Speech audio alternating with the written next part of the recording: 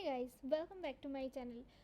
ये वीडियो एक requested video है। बहुत लोगों ने बोला है कि लेटेस्ट सैलरी स्लिप के ऊपर एक वीडियो बना दीजिए ताकि हम लोग भी थोड़ा मोटिवेट हो जाए पढ़ाई करने के लिए। वैसे तो पढ़ाई करने के लिए आपको सैलरी स्लिप की ज़रूरत नहीं होता है, वो आप खुद ही मोटिवेट हो सकते हैं। अपने जो सबको ना एक थोड़ी सी अमाउंट की ज़रूरत होती है अपना लाइवलीहुड मेंटेन करने के लिए। एनीवेज आप लोग बता रहे हो तो मैं ये वीडियो अपलोड कर देती हूँ। तो सबसे पहले मैं अपना पहले सैलरी की बात करूँगा, जो मुझे मेरा जॉइनिंग 2022 का था, जुलाई का। और फिर मैं लेटेस्ट सैलरी स्लिप के बारे में बात करूँगी। तो आप देख सकते हो गाइस, ये जो है मेरा पहला जॉइनिंग जो था 18 जुलाई, और ये जो सैलरी स्लिप मैं दिखाऊंगी वो है अगस्त का। क्यों अगस्त का है मैं बता दूंगी आपको वीडियो में, क्योंकि वो जुलाई में 18 को ज्वाइन की थी तो पूरा सैलरी नहीं था आया था। फिर अगस्त में 2022 को पूरा सैलरी आए थे। तो सैलरी की बात करते हैं। तो मैं सबसे पहले बता दूँ, आप कोई भी एग्ज़ाम के लिए प्रिपरेशन कर रहे हो तो सबसे पहले जो मैं हर वीडियो में आपको बताती हूँ कि मॉक देना बहुत ज़्यादा इम्पॉर्टेंट है। आप कोई भी एग्ज़ाम की प्रिपरेशन कर रहे हो, कोई भी कम्पिटिटिव एग्ज़ाम की प्रिपरेशन कर रहे हो, तो इससे क्या होता है, आपका जो वीक पॉइंट है वो आपका इम्प्रूवमेंट होता है, पता चल जाता है वीक पोर्शन है कौन सा। तो ये एक बात जो है आपको पता चल जाता है। दूसरी बात क्या होता है, दूसरी बात मॉक देने से आपका स्पीड जो है वो थोड़ा इंक्रीज़ होता है, थोड़ा क्या बहुत ज़्यादा इंक्रीज़ होता है, परफेक्शन आता है आप कोई भी एग्ज़ाम। और क्या होता है, टाइम मैनेजमेंट होता है। तो ये सारी चीज़ जो कि एक बैंकिंग एग्ज़ाम या फिर एसएससी, रेलवे, कोई भी कम्पिटिटिव एग्ज़ाम की प्रिपरेशन कर रहे हो तो ये तीन चीज़ बहुत ज़्यादा इंपॉर्टेंट होता है। और क्या होता है, नॉलेज। तो आप कोई भी मॉक टेस्ट दे रहे हो, इससे आपका नॉलेज भी बूस्ट होता है। लेकिन अगर आप मॉक टेस्ट नहीं दोगे तो पीछे रह जाओगे, बहुत लोगों से बहुत पीछे रह जाओगे। तो आपको मॉक देने के लिए क्या करना पड़ेगा, आपको टेक्स्ट बुक जो ऐप है या फिर जो उनका वेबसाइट है वहाँ जाके ऐप को डाउनलोड करना है। फिर वहाँ आप इसको परचेस कर सकते हो सबसे रिजनेबल प्राइस में। टेक्स्ट बुक आपको बहुत सारा 80,000 प्लस एग्ज़ाम का मॉक वहाँ पे आपको मिलेगा। अगर आप ए से एच ए कोड को यूज़ करते हो तो आपको यहाँ पे 40% जो है डिस्काउंट देखने को मिलेगा। और आपका टोटल प्राइस 300 में आपको क्या क्या मिलेगा, 80,000 एग्ज़ाम मिलेगा। और यहाँ जो एक्टिव यूज़र है बहुत लाखों एक्टिव यूज़र है, इससे आपका रैंक जो है वो पता चलेगा। ठीक है, उससे क्या होता है कि आपको एग्ज़ाम के पहले, एक्चुअल एग्ज़ाम के पहले ही वो एग्ज़ाम वाला फील आ जाएगा। आप उसमें अपना रैंक चेक कर सकते हो, अपना जो कितना आप परफेक्ट हो, मतलब कितना आपका सही हुआ है ये आप देख सकते हो, स्पीड क्या है ये सब कुछ आप देख सकते हो। तो अगर आप कोई भी एग्ज़ाम के लिए प्रिपेयर कर रहे हो तो मॉक टेस्ट देना बहुत ज़्यादा ज़रूरी है। तो मॉक आप ये कोड यूज़ कर लोगे तो आपको 14% डिस्काउंट मिल जाएगा, ऐसे एच है। तो आज ही जो है इस सेल का लास्ट डेट है। ये आपका आज़ादी का जो मतलब आज इंडिपेंडेंस डे है, इस खुशी में आपको ये वाला स्टूडेंट वाला पास दिया जा रहा है। तो आज ही आप इसको परचेस कर लीजिए। तो सैलरी की बात करते हैं। तो पहला बेसिक पे जो था आप देख सकते हो 19,900 था। फिर ट्रांसपोर्ट अलाउंस की बात करते हैं तो वो 600 के आसपास था, मतलब आसपास नहीं, वही था एग्जैक्ट वैल्यू। फिर हाउस रेंट अलाउंस की बात करते हैं तो वो था 2,039.75 रुपीज़। फिर स्पेशल अलाउंस की बात करते हैं तो वो था 3,263.60 रुपीज़। फिर डियरनेस अलाउंस की बात करते हैं, ये ओरिजिनल पे स्लिप है तो आपको डरने की कोई ज़रूरत नहीं, कोई भी चीज़ यहाँ पे छुपाया नहीं गया है। फिर आप देख सकते हो डियरनेस अलाउंस जो कि डीए है, ठीक है, वो है 7,327.18 रुपीज़, या फिर 18 बोलना चाहिए। और स्पेशल अलाउंस डीए जो है आपका 1,201.66 रुपीज़ है। और ट्रांसपोर्ट अलाउंस डीए जो है आपका 220.90 रुपीज़। तो टोटल जो ग्रॉस अर्निंग हो जाता है वो हो जाता है 34,553.11 रुपीज़। तो ये बहुत कम है पता है, पर जो भी है चलो, मेहनत से जो मिलता है वही अच्छा है, ज़्यादा नहीं चाहिए होता है। तो यहाँ पे डिडक्शन की बात कर लेते हैं, कितना डिडक्शन होता है। ये जो पोर्शन है मैंने खाली छोड़ दिया, ये मान के चलिए मेरा 40 रुपीज़ डिडक्शन हुआ था, ये यूनियन का जो फीस था वही है। ठीक है, मैंने इसको ओमिट कर दिया इसलिए क्योंकि मैं मतलब कौन सी यूनियन में है वो शायद मैं रिवील नहीं करना चाहती थी, तो इसलिए मैंने इसको ओमिट कर दिया है या फिर इसको डिलीट मार दिया है। लेकिन इसमें 40 रुपीज़ जो है चार्ज काटते, फीस लेते। फिर एनपीएस में डिडक्शन होता है 2722.72 रुपीज़। फिर प्रोफेशनल टैक्स जो स्टेट गवर्नमेंट को देना पड़ता है उसके चलते जो डिडक्शन हुआ है 150 रुपीज़।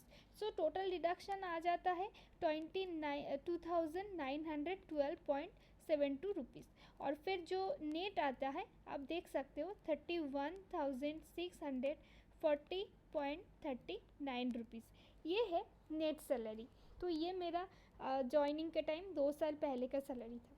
आप बात करेंगे कि लेटेस्ट सैलरी क्या है, मतलब 2 साल बाद कितना इंक्रीज़ हुआ है सैलरी में, कितना इंक्रीमेंट देखने को मिलता है, वो आपसे डिस्कस करेंगे। तो सबसे पहले बता दूँ 2 साल हो गया तो मतलब 2 इंक्रीमेंट मुझे लग गया। और मेरा JIB CIB वो क्लियर नहीं है अभी तक, तो उसका अलग इंक्रीमेंट मिलता है आपको 3 इंक्रीमेंट, लेकिन वो मेरे इसमें आपको नहीं दिखेगा क्योंकि वो मैंने क्लियर नहीं की है अभी तक। आप देख सकते हो ये मेरा जो है जुलाई का है 2024 का, ठीक है। 2 साल हो गया, 2 इंक्रीमेंट लग गया, फिर एक बाइपर्टाइट लगे, उसके बाद ये सैलरी जो है आया है। आप देख सकते हो कि अभी बेसिक पे जो है आपका, मतलब कोई भी जो अभी IBPS जो नेशनलाइज्ड बैंक में है एज ए क्लर्क या फिर कस्टमर सर्विस एसोसिएट्स, अभी क्लर्क नहीं बोल सकते, प्रमोट हो गया है तो वो क्या बोलते हैं उसको, कस्टमर सर्विस एसोसिएट। तो हम लोग कस्टमर सर्विस एसोसिएट ही है, हम लोग जूनियर क्या बोले इसको, सीनियर CS है वो वाला नहीं है। तो उन लोगों के लिए अलग अलग एलिमेंट्स है, जैसे कोई सीनियर कस्टमर सर्विस एसोसिएट है तो उनके लिए अलग सा जो है आपका अलाउंस मिलता है। कोई स्पेशल कस्टमर सर्विस एसोसिएट है उनके लिए अलग से स्पेशल अलाउंस मिलता है। लेकिन हम लोग नॉर्मल है, जूनियर है, मतलब हम लोग को कोई स्पेशल टैग नहीं है। तो उस आप भी ज्वाइन करोगे ऐसा ही है। लेकिन आप अगर सिंगल ब्रांच में ज्वाइन करते हो तो आपको एज अ कैशियर ज्वाइन करना पड़ेगा या फिर as a senior customer service associate join करना पड़ेगा। लेकिन मेरे ब्रांच में ऑलरेडी ये लोग हैं तो मैं नॉर्मल CSA हूँ जस्ट। तो बात करते हैं बेसिक पे की, 29,720 रुपीज़ है। स्पेशल पे की बात करती हूँ 1,970 रुपीज़ है। ट्रांसपोर्ट एलाउंस की बात करते हैं तो वो है 850 रुपीज़।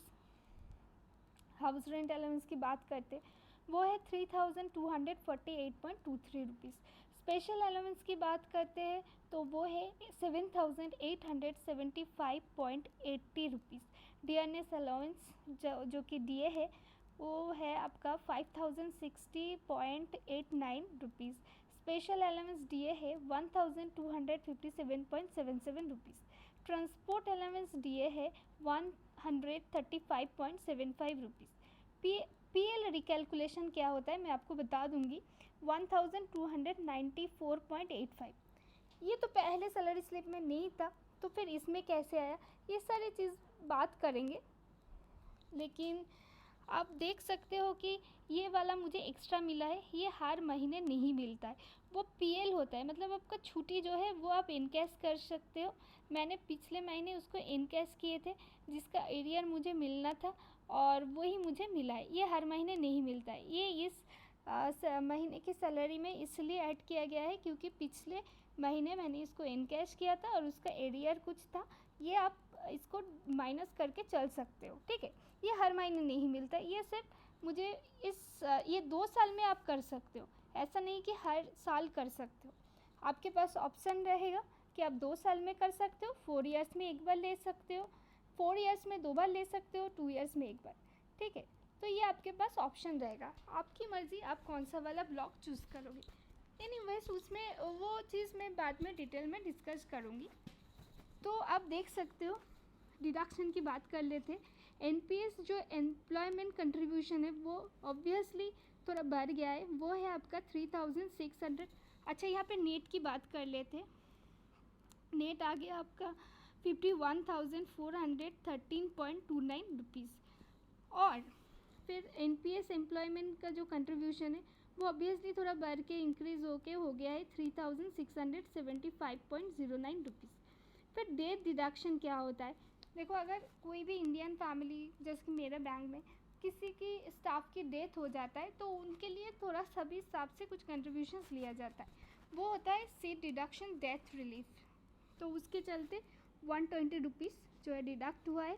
प्रोफेशनल टैक्स 200, यहाँ पे मैंने ओमिट कर दिया। यूनियन फ़ीस था मेरा 40 रुपीज़, और फिर एक यूनियन फ़ीस था मेरा 50 रुपीज़। तो टोटल हो गया मेरा जो डिडक्शन था 4085, मतलब 4085.09 रुपीज़। और मेरा जो नेट अभी प्रेजेंट है वो है 47,228.20। इससे आप माइनस कर दो ये वाला, ठीक है, सॉरी,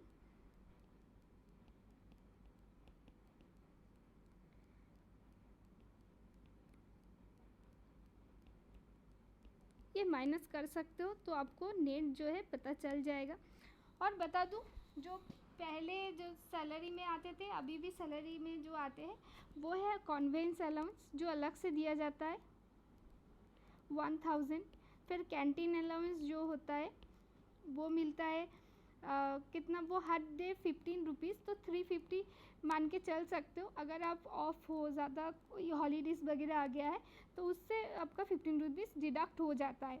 और फिर एक न्यूज़पेपर अलाउंस होता है, ये फिक्स्ड होता है 175 रुपीज़। तो टोटल 1500 के आसपास आपको सैलरी के अलावा मिल जाती है। वो पहले भी मिलते थे, अभी भी मिलते। तो कितना इंक्रीमेंट हुआ है, मतलब 2 साल में? पहले कितना था नेट? 31,640.39। अभी कितना आया है आप देख सकते हो, 47,000, लिख लेते, 47,328.20 रुपीज़। तो नेट में कितना डिडक्शन में कितना इंक्रीमेंट हुआ है वो कैलकुलेट कर लेते हैं।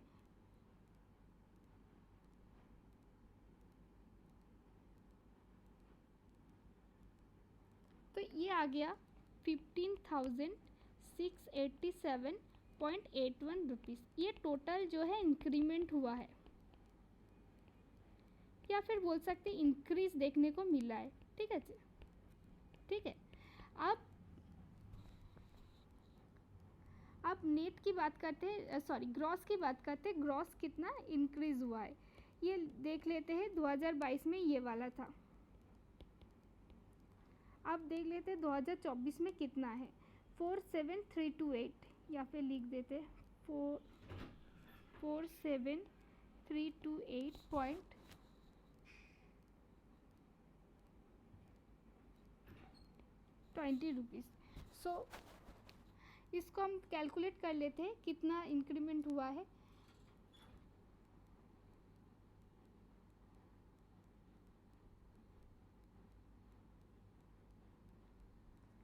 आप देख सकते हो इंक्रीमेंट जो है 775.09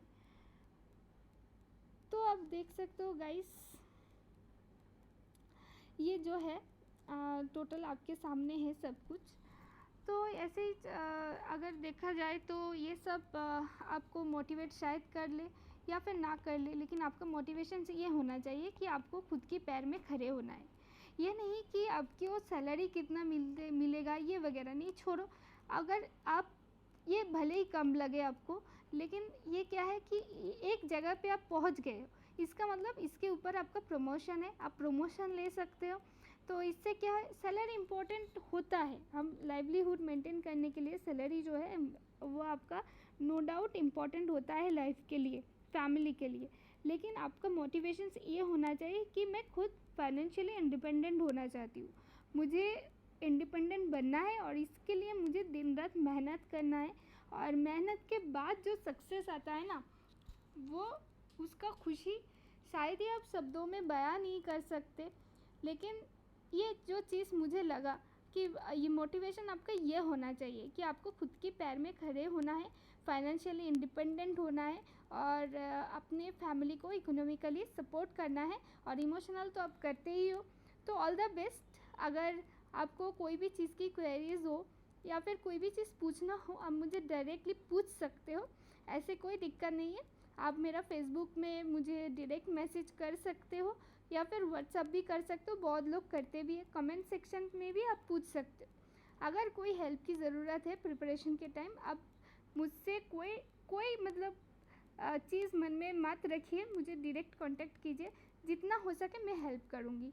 ओके, अच्छे से प्रिपेयर करते रहिए, अच्छे से एग्ज़ाम देते रहिए, होगा। मैं बहुत ज़्यादा आशावादी हूँ कि आपका नेक्स्ट सिलेक्शन आप ही का होगा। Thank you for watching this video.